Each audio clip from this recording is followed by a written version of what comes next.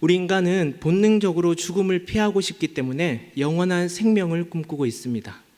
그래서 전 세계적으로 생명 연장을 위해 다양한 의료 기술들이 발달하기도 했습니다.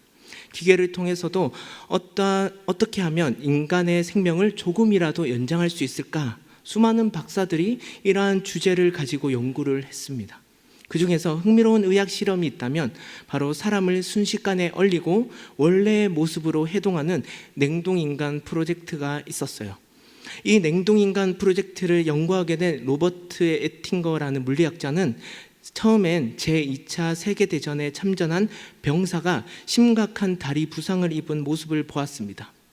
그때 다른 사람의 골수를 이식하여 회복되는 모습을 보고선 앞으로는 의료기술이 계속해서 발전하게 될 텐데 지금 당장 해결할 수 없는 이 질병은 나중에 시간이 지나면 반드시 고칠 수 있을 거란 그런 생명 연장에 대한 생각을 하게 되었고, 이러한 환자들을 얼리고 해동하는 기술력만 있다면 언제든지 그들의 몸을 치료할 수 있다라는 확신을 가지게 되었습니다. 그렇게 1976년 냉동보전연구소라는 기관을 세우게 되었고, 이 연구소를 세운 에팅거와 그의 가족들, 그리고 냉동인간에 지원한 수천 명의 사람들이 미래의 자신들을 고쳐줄 거라는 생각을 가지고 현재 냉동보전연구소에 보관되어 있다라고 합니다. 이처럼 모든 사람들은 건강하고 영원한 생명을 가지고 싶은 갈망이 있습니다. 그렇기 때문에 지금 고칠 수 없는 병은 몸을 얼려 오랜 시간이 지난 뒤에야 그 병을 고쳐서 계속해서라도 살고 싶었던 것입니다. 그러나 지금까지 오랜 시간이 흘렀지만 냉동인간의 성공적인 결과는 아직 보여지지 않고 있습니다.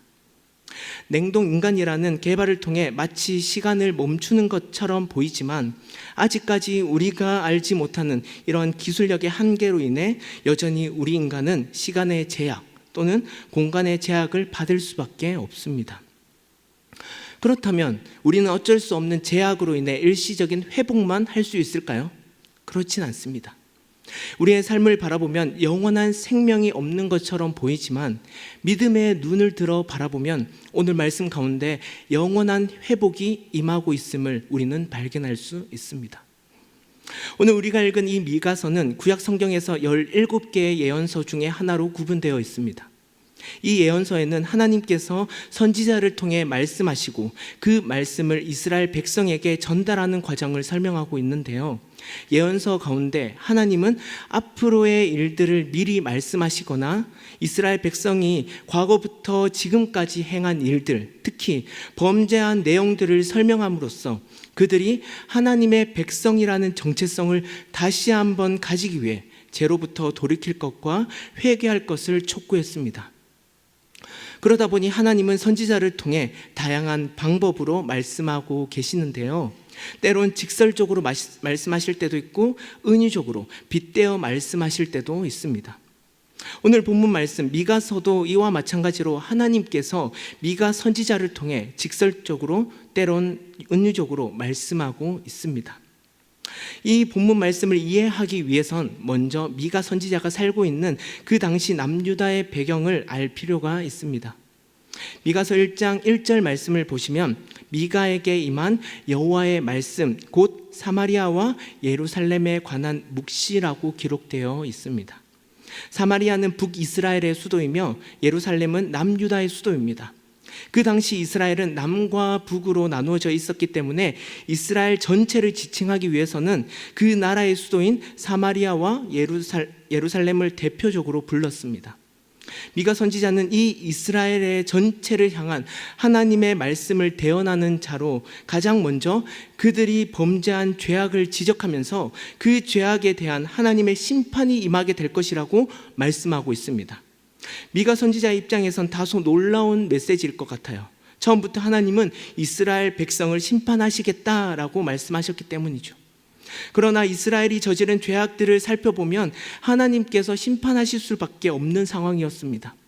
그들은 하나님이 아닌 다른 신들을 숭배하였고 탐욕과 음행을 통해 하나님이 싫어하시는 죄악들을 계속해서 범죄하고 있었던 것이죠. 원래 이스라엘 백성은 하나님께서 선택하신 선민이었는데 어느 순간 다른 이방인들보다 못한 백성으로 하나님께 실망과 아픔을 주고 있었던 것입니다. 이런 상황을 선지자들을 통해 여러 번 말씀하셨지만 그들은 여전히 죄를 끊어내지 못하고 있는 모습이 미가서 1장부터 3장까지의 내용에 나타내고 있던 것이죠. 이렇게 하나님의 심판과 그 심판에 대한 죄악들을 경고하는 미가 선지자 가운데 오늘 본문인 4장 말씀에는 하나님의 심판으로 끝날 것 같았던 상황에서 새로운 분위기로 전환되어집니다. 본문 4장 6절 7절 말씀을 우리 다 함께 읽도록 하겠습니다. 여호와께서 말씀하시되 그날에는 내가 저는 자들을 모으며 쫓겨난 자와 내가 환난 받게 한 자를 모아 발을 저는 자는 남은 백성이 되게 하며 멀리 쫓겨났던 자들이 강한 나라가 되게 하고 나 여호와가 시온산에서 이제부터 영원까지 그들을 다스리리라 하셨나니. 아멘. 이전 3장 말씀만 보아도 하나님께서는 이들의 죄를 보시고 모든 것들을 갈아엎으신다라고 말씀하셨으며 무더기로 만들어 버리신다라고 말씀하셨는데 오늘 우리가 읽은 이 4장 말씀에는 저는 자들과 그리고 쫓겨난 자들을 한데 모아 남은 백성이 되게 하고 강한 나라로 세우신다라고 말씀하십니다. 먼저 이스라엘 백성의 죄를 지적하시고 그들의 잘못을 떠올리며 깨닫게 하십니다. 선지자의 입술을 통하여 너희가 어떻게 나를 떠나 죄로부터 돌아오지 않으면 내가 심판을 임하게 될 것이다. 심판이 임하게 될 거야 라며 강조하고 있죠. 그러나 여전히 죄로부터 벗어나지 못한 이스라엘 백성을 하나님께서는 심판하시기로 결심하셨습니다. 주전 586년에 바벨론으로 인해 예루살렘 성전이 무너졌습니다. 예루살렘 성전이 무너졌다라는 것은 남유다가 멸망되었고 바벨론의 포로가 되었다라는 것입니다. 이로 인해 수많은 사람들이 고통을 받게 되었고 목숨을 잃기도 하였습니다. 이러한 사실만 보더라도 하나님은 결코 죄에 대해 간과하지 않으십니다. 반드시 죄에 대한 심판을 허락하십니다. 그러나 심판으로만 끝나지 않으시고 또 반드시 회복을 약속하셨습니다. 그것이 오늘 본문의 말씀이죠. 그래서 하나님은 심판과 회복이 함께 연결되어 있습니다. 호세아에서도 비슷한 말씀이 나오고 있는데요, 우리 다 같이 호세아 10장 12절 말씀도 다 같이 읽도록 하겠습니다. 너희가 자기를 위하여 공의에 심고 인애를 거두라. 너희 묵은 땅을 기경하라. 호세아 선지자 역시 하나님께서 이스라엘의 죄를 두고 징계하실 거라는 경고의 메시지를 전하였습니다. 그들도 하나님이 아닌 다른 신을 섬기는 두 마음을 품는 죄를 범하고 있었죠. 하나님은 이들에게 공의라는 심판의 씨를 뿌리고 인의 회복을 거두기 위해 묵은 땅을 기경할 것을 말씀하셨습니다. 결국 하나님의 심판과 회복의 최종은 이스라엘의 회복을 위함이었습니다. 죄로 인해 하나님과 멀어진 이스라엘 백성은 결코 온전한 사람이 될 수 없습니다. 마치 오늘 말씀처럼 저는 자와 같으며 쫓겨난 자, 환난 받게 된 자들처럼 모두 하나같이 회복이 필요한 자들이었습니다.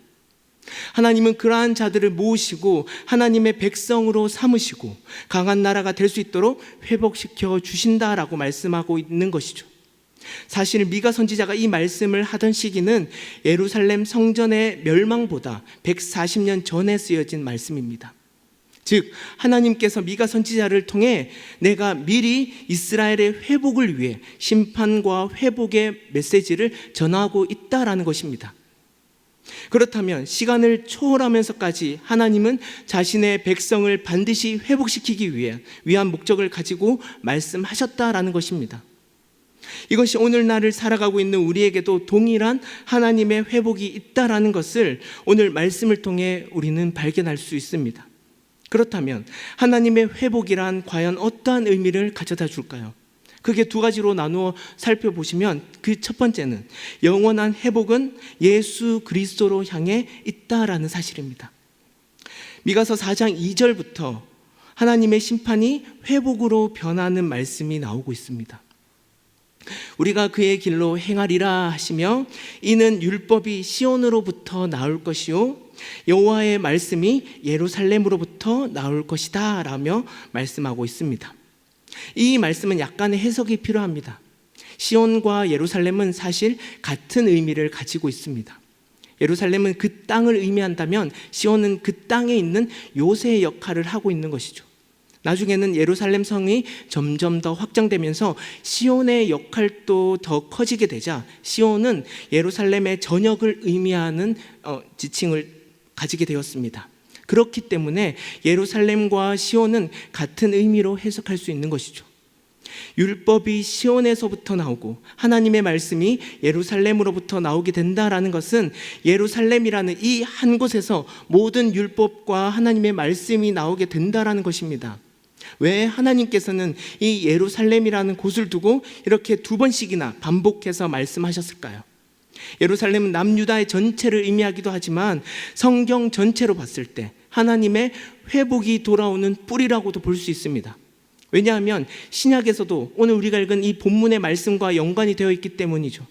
자세히 살펴보시면 예수님께서 제자들에게 3번이나 나는 곧 있으면 십자가에 달려 죽으시고 다시 부활하신다라는 주님의 죽음과 부활에 대한 순환 예고를 말씀하셨습니다. 어떻게 말씀하셨나요? 우리 다 함께 누가복음 18장 31절부터 33절까지 말씀을 읽겠습니다. 우리가 예루살렘으로 올라가더니 선지자들을 통하여 기록된 모든 것이 인자에게 응하리라. 인자가 이방인들에게 넘겨져 희롱을 당하고 능욕을 당하고 침뱉음을 당하겠으며 그들은 채찍질하고 그를 죽일 것이나 그는 3일 만에 살아나리라 하시되 아멘. 성경에선 예수님께서 제자들에게 순환 예고를 말씀하신 후 예루살렘을 향해 나아가고 계심을 말씀하고 있습니다. 예수님에게 예루살렘이란 어떠한 곳입니까? 좀 전에 읽은 말씀과 같이 희롱과 능욕을 당하는 곳이며 침뱉음, 채찍질, 가시 면류관과 십자가가 준비되어 있는 곳입니다. 예수님도 이 예루살렘에 들어가시면 이러한 순환을 받으실 거라고 그 누구보다 잘 알고 계셨을 것입니다. 그러한 주님은 그곳을 향해 지체 없이 나아가셨습니다. 왜요? 우리의 죄로부터 구원해 주실 유일한 방법이기 때문이죠. 예수님은 이 땅에 오셔서 수많은 사람들에게 기적을 행하시고 말씀을 전파하시고 심지어 죽은 자를 살리기도 하셨습니다. 그러나 이러한 예수님의 기적만으로는 모든 사람들의 죄와 죽음의 문제를 해결할 수 없었습니다. 그분이 이 땅에 오신 유일한 이유이자 목적을 성취하시기 위해서는 예수님은 예루살렘을 향해 나아가셔야 했습니다. 그리고 말씀대로 그곳에서 죽으셨고 3일 만에 부활하셨습니다. 이처럼 주님의 구원 사역을 이루어 가시는 이 핵심적인 장소가 바로 예루살렘이었습니다. 그래서 누가복음 9장 51절은 이러한 모든 상황을 한 말씀으로 요약하고 있습니다. 예수께서 승천하실 기약이 차감해 예루살렘을 향하여 올라가기로 굳게 결심하시고, 이 짧은 말씀이지만 이 말씀대로 행하신 주님의 모습은 오늘 본문 앞절인 미가서 4장 2절 말씀에 나오는 오라 우리가 산에 올라가서 야곱의 하나님의 전에 이르자. 이는 율법이 시온에서 나올 것이요 여호와의 말씀이 예루살렘으로부터 나올 것이라는 하나님의 이 회복의 뿌리로부터 성취되었음을 알 수 있습니다. 그러므로 구약시대 때부터 약속하신 이 하나님의 회복은 예수 그리스도로 향해 나아가고 있으며 오직 주님만이 우리 삶의 영원한 회복인 줄 믿습니다. 이어서 오늘날 우리에게 행하시는 하나님의 회복 두 번째는 성령 충만함을 덧입는 것입니다. 요한복음 15장 26절에 예수님께서 제자들에게 성령님을 소개하고 있습니다.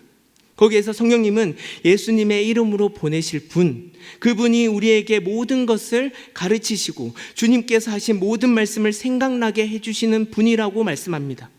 이처럼 성령님은 예수님의 구속사역 이후 남은 그리스도인들에게 주님의 말씀과 구원에 관한 모든 것들을 가르쳐 주시고 깨닫게 하시며 그것들을 생각나게 도와주시는 분이십니다. 이러한 주님의 말씀이 실제가 된 사건이 바로 사도행전 2장 오순절날 제자들이 성령 충만함을 덧입는 사건이었죠. 성령 충만함을 받은 제자들은 주님께서 하신 말씀처럼 담대히 예수님을 전파하기 시작했습니다. 여기서도 이들은 예루살렘이란 특별한 곳에 머물러 있었습니다. 하나님은 구약시대 때부터 이스라엘 백성을 회복시키고자 그들에게 공의의 씨를 뿌리시고 인애와 자비의 열매를 거두시는 진정한 회복을 예비하셨다면, 예수님은 이 땅에 오셔서 모든 인간의 죄와 죽음의 문제를 해결하시고자 자신의 몸을 바쳐 십자가에 달려 죽으시고 3일 만에 다시 살아나셔서 완벽한 구원 계획을 성취하셨습니다. 이후 성령님께서는 오순절날 약속하신 대로 제자들 가운데 임하셔서 그들은 성령 충만함을 받게 되었고 구원받은 그리스도인임을 깨달아 예수님을 담대히 전하게 되었습니다. 이 모든 일들을 시간적으로 봤을 때 BC에서 AD로 넘어가는 아주 긴 시간이었지만, 하나님은 처음 그들에게 약속한 그 말씀 그대로 이루어 주시기 위해 시간을 넘어, 그리고 예루살렘이란 이 공간의 개념도 초월하셨습니다. 하나님은 오늘날 우리에게도 동일하게 말씀하시고 그리고 임하시고 성령 충만함을 덧입게 역사하고 계신 줄 믿습니다. 오늘 본문에 하나님은 심판으로부터 회복시키는 다양한 조건들을 설명하고 있습니다. 저는 자, 그리고 쫓겨난 자, 환난 받게 한 자를 모셔서 하나님의 백성 그리고 강한 나라로 세우신다라고 말씀하셨습니다. 그런데 이것이 어쩌면 하나님의 회복을 제대로 바라보는 우리에게 있어서 조금은 헷갈리게 하는 부분이 아닌가 싶습니다. 분명 하나님께서 그들을 회복시키시기 위해 회복이 필요한 자들을 모으셔서 하나님의 백성으로 삼으시고 강한 나라로 세우시는 것은 너무 좋습니다. 하지만 이 결과에만, 이 결과적인 관심에만 집중하다 보면 어쩌면 하나님을 이러한 결과를 만들어 주시는 하나님으로만 여길 수 있을 것 같습니다. 사실 우리의 허물과 죄를 해결해 주시기 위해 누구보다 하나님께서 일하시고 그 구원 사역을 해결해 주셨다라는 것은 사실이죠. 그렇다면 우리의 마음 가운데 하나님을 인식할 때 나의 문제를 해결해 주시는 분으로 여기기보다 하나님, 그분 자체만으로 나의 모든 문제를 해결해 주시는 분이심을 여러분 믿으시길 바랍니다. 이러한 하나님을 소개하기 위해 구약으로부터 신약에 이르기까지, 그리고 예루살렘이라는 특별한 장소를 빗대어 말씀하고 있습니다. 우리 인생에 과연 영원한 것이 무엇입니까? 이러한 찬양 가사가 있죠. 세상 흔들리고 사람들은 변하여도 나는 주를 섬기리. 믿음 흔들리고 사람들 주를 떠나도 나는 주를 섬기리. 세상은 변하고 시대는 간다 할지라도 우리는 하나님 그분만으로 만족하며 그분만을 섬기는 사람이 오히려 복된 사람이요 정말 회복을 받은 자임을 믿습니다. 다른 사람들은 몰라도 예수 그리스도를 믿는 저와 여러분들은 오직 우리 인생에 영원하신 그분 하나님만을 더 구하시며 주님만 섬기는 자들이 되시길 바랍니다. 이것이 영원한 회복을 받는 참된 비결인 줄 믿습니다. 말씀을 마무리하겠습니다. 모든 인간은 어쩔 수 없이 시간과 공간의 제약이 따를 수밖에 없습니다. 그렇다고 모든 사람들이 일시적인 회복만 받아야 할까요? 세상은 그렇게 보여질지 몰라도 하나님의 말씀에는 영원한 생명, 영원한 회복이 들어와 있음을, 돌아왔음을 말씀하고 있습니다. 오늘 본문 4장 7절 말씀이죠. 나 여호와가 시온산에서 이제부터 영원까지 그들을 다스리리라. 아멘. 하나님의 영원은 문자 그대로 BC를 넘어 AD에 이르기까지, 그리고 오늘날 우리에게까지 역사하시며 다스리시며 회복하십니다. 그러한 하나님 한 분만으로 우리의 인생이 만족하며 더욱 주님 한 분만 구하시길 바랍니다. 무엇을 받기 위해 아니면 어떠한 육체의 회복을 위해 하나님을 붙잡기보다, 그런 것도 중요하지만 그것보다 더 나를 향하신 하나님의 그 마음, 그분의 그 은혜를 더 사모하심으로써 우리의 형편과 문제를 뛰어넘는 진정한 회복을 경험하시는 광영교회 모든 성도님들이 되시길 우리 주 예수님의 이름으로 간절히 축복합니다.